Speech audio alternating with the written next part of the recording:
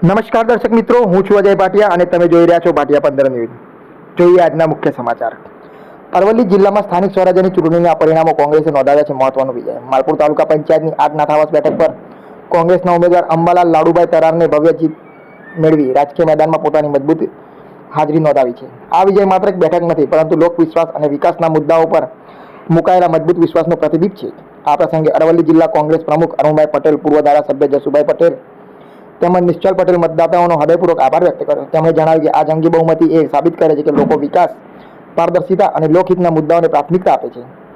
સાથે તેઓએ ખાતરી આપી કે જનતાએ મૂકેલો આ વિશ્વાસ સતત જાળવી રાખવામાં આવશે અને વિકાસના નવા ધોરણો સ્થાપિત કરવામાં આવશે। જોતા રહો અજય એ ભાટિયા સાથે, ભાટિયા 15 ન્યૂઝ, અરવલ્લી, માલપુર।